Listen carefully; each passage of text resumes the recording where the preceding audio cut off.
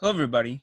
So today we're going to go over the Virtual Student Federal Service Program. This currently came out, so you can start applying for it till the end of this month.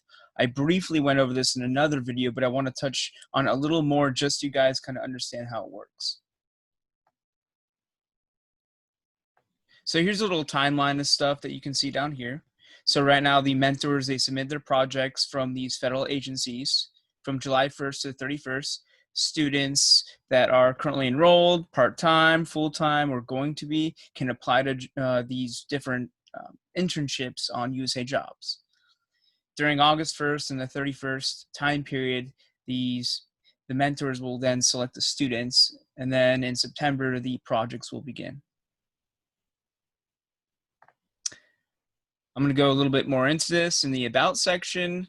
So essentially what it is a really unique and innovative program the federal government puts out. You don't need a clearance. You just need to be enrolled in a program. Typically, a lot of these are about 5 to 10 hours a week for these internships. I highly recommend it. I actually did one myself and got a lot out of it, especially if you do not have a lot of experience and you can really make an impact and hopefully lead to a job in the federal government with that type of experience that you already get.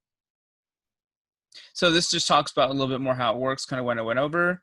You could also talk about your success story in these magazines, and they can be featured. So there's different articles you can check out on this page as well. Next, we're going to go over the projects. So these are new projects that just came out. Most of these are State Department, which is great, but you also have the DoD as well. So let's look at this one right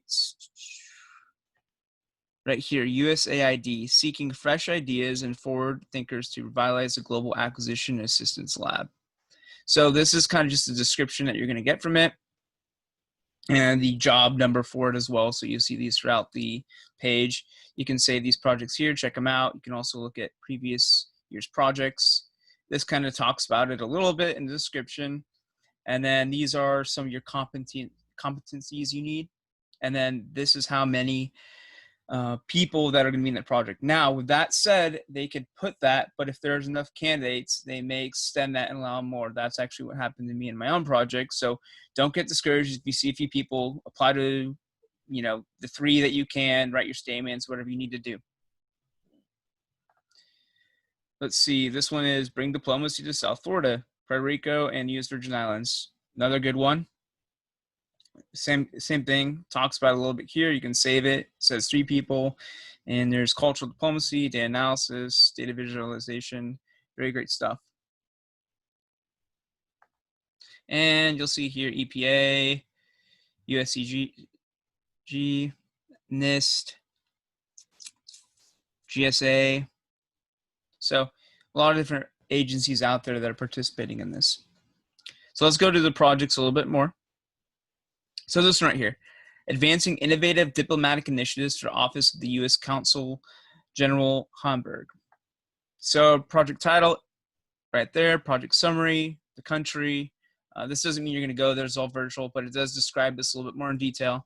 So as you can see, do you have a strong desire to effectively and significantly contribute to U.S. foreign policy while working directly with the leadership of the U.S. Consular General? If yes, in this position for you, the Office of the Consul General for Northern Germany is seeking self-motivated, independent-minded person with strong writing skills who is capable of collaborating. So it looks like here you're going to be working with people from Germany.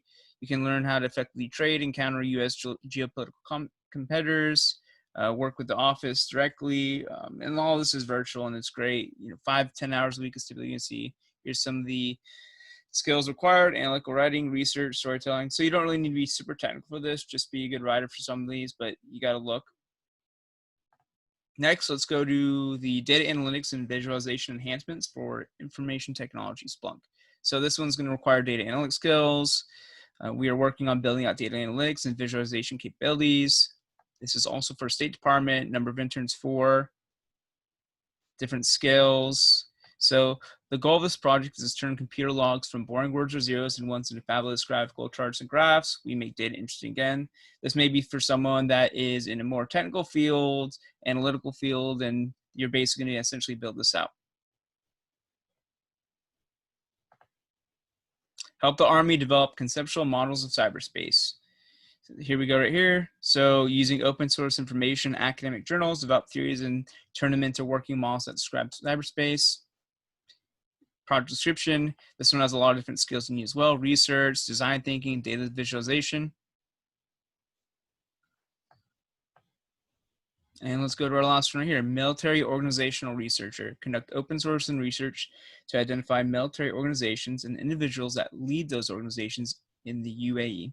Research empirical data that supports national defense decision-making with regard to Arab Gulf states. This is pretty cool. You get to work with the Defense Attaché Office at the U.S. Embassy in Abu Dhabi.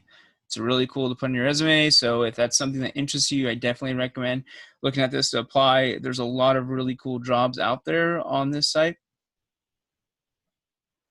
Looks like the language requirements are Arabic, but it says no practical proficiency. Minimal proficiency is required. And they have data analysis, data visualization, editing, proofreading, research, writing. So you're going to get a mix of some technical jobs, data analytics, business, communications. I mean, there's basically something for everybody. What I like about it is it's flexible, 5 to 10 hours a week. You work around your own schedule, keep communication.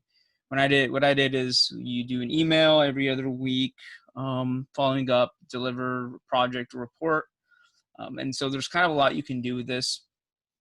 If you're looking to apply, you can go and apply on USA Jobs, type in virtual student federal service. It'll tell you the requirements being a student or provide record that you're going to be starting at a school soon.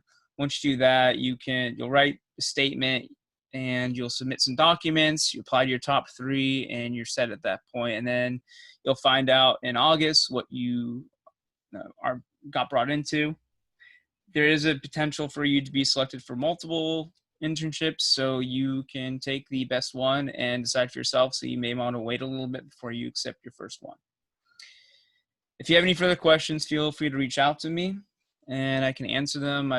Since I've been through the process myself, I thought it was a really great program, and I'll see you guys next week.